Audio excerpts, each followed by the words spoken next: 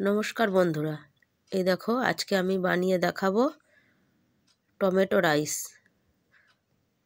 এই দেখো খুব সুন্দর একটা রেসিপি।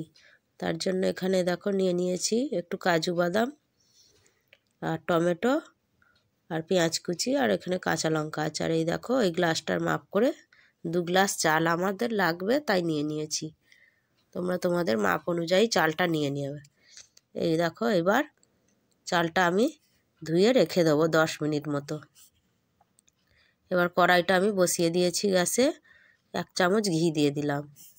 ঘিটা গরম হয়ে গেলে বাদামগুলো আমি ভেজে নেব।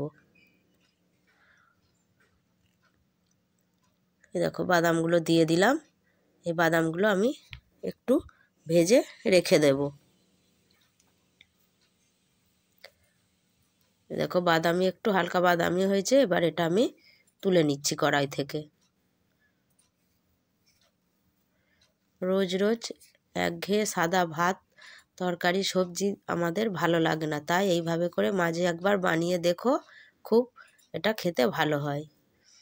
এই দেখো আমি আর 1 চামচ ঘিয়েতে আমি দিয়ে দিলাম 2টো এলাচ, লবঙ্গ আর একটু দারচিনি, 2টো তেজপাতা আর দিয়ে দেব অল্প জিরে। ফোড়নটা একটু ভাজা ভাজা করে নেব।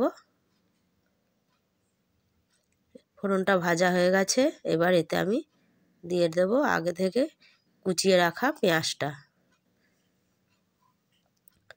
এই দেখো পেঁয়াজটা দেওয়ার পর দিয়ে দিলাম 2টো শুকনো লঙ্কা আর কাঁচা লঙ্কা। কাঁচা লঙ্কা আর শুকনো লঙ্কা দেওয়ার পর ভালো করে পেঁয়াজটা নাড়াচাড়া করে নিয়েছি। এই দেখো বাদামি করে পেঁয়াজগুলো একটু ভাজা হয়ে গেছে। এইবার এখানে আমি 2টো পেঁয়াজ কুচিয়ে দিয়েছিলাম আর টমেটো দিয়েছি 4টে। যেহেতু এটা টমেটো রাইস হচ্ছে, তাই টমেটোটা একটু বেশি দিতে হবে। এই দেখো টমেটোটা দিয়ে ভালো করে নাড়াচাড়া করে নিয়েছি। বেশি গলানোর দরকার নেই, টমেটোটা একটু নেড়ে নিলেই হবে। এই দেখো এবার আমি রসুনটা আগে একটু ভেজে নেব, যাতে রসুনের কাঁচা গন্ধটা কেটে যায়। এই দেখো রসুনটা একটু ভালো করে ভাজা ভাজা করে নিয়েছি। এই রান্নাটা যখন করি এত সুন্দর সেন্ট বার হয়েছিল, তোমরা একবার হলেও এইভাবে করে বানিয়ে দেখো, খুব টেস্ট হয়। এইবার দিয়ে দেব আমি 1 চামচ আদা বাটা, দিলাম হলুদ গুঁড়ো, একটু লঙ্কার গুঁড়ো, একটু কাশ্মীরি লঙ্কার গুঁড়ো আর ধনের গুঁড়ো।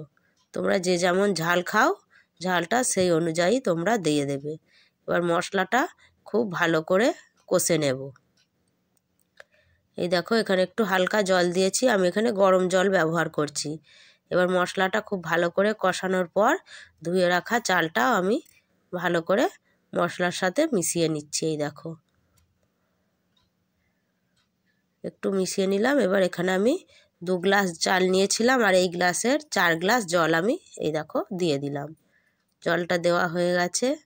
যেহেতু আমি গরম জল দিয়েছি, তাই এই দেখো ভাতটা ফুটতেও খুব একটা দেরি হবে না।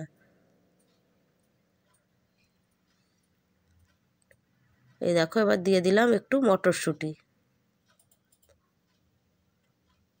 আর স্বাদ অনুযায়ী নুনটা আমি দিয়ে দিয়েছিলাম।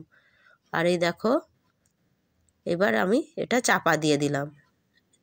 এবার এই দেখো একটু এটা খুলে দেখব কতটা জল আছে, একবার নেড়ে নিয়ে দেখি। এই দেখো হয়েই এসেছে আর অল্প একটু জল আছে, তাই একটু নাড়াচাড়া করে দিলাম। এই দেখো নাড়াচাড়া করে দেওয়ার পর এবার উপর থেকে আমি এই যে ভেজে রাখা কাজুটা উপরে ছড়িয়ে দেব। কাজুটা এখন দিলাম, আগে দিলে কাজুটা যে একটু ক্রিসপিনেস থাকে সেটা নরম হয়ে যায়, তার জন্য আমি বাদামটা এখনই দিলাম। এই দেখো এবার একটু চাপা দিয়ে দিলাম। এই দেখো চাপাটা খুলে এবার দেখলাম একদম জলটা ভালোভাবে টেনে নিয়েছে, তাই কাজুটা এবার ভালো করে মিক্স করে দিচ্ছি। এই দেখো খুব ভালো করে নাড়াচাড়া করে এবার এটা আমি নামিয়ে নিয়েছি। এটা আবার ছেলেকে অফিসে আজকে এটাই আমি বানিয়ে দিয়েছি। এই দেখো এখন এটা একটু গরম আছে তো তার জন্য এইভাবে লাগছে, এটা জুড়িয়ে গেলে একটু ঠান্ডা হলে একদম ঝরঝরে হয়ে যাবে। এই দেখো ছেলের জন্য এটা অফিসে আমি দিয়ে দিলাম। আমার এই আজকের রেসিপিটি তোমাদের কেমন লাগলো? ভালো লাগলে একটা লাইক, কমেন্ট আর শেয়ার করে আমার পাশে থেকো। তোমাদের একটা লাইক আর একটা কমেন্ট আমাকে নতুন ভিডিও বানানোর অনেক উৎসাহ দেয়। এই দেখো তোমরা এটা আলুর দম বলো, চিকেন কষা, যার সাথে হোক খেতে পারো। আমাদের যেহেতু মাছ মাংস আমরা খাই না, তাই এটা আমরা এইভাবে করি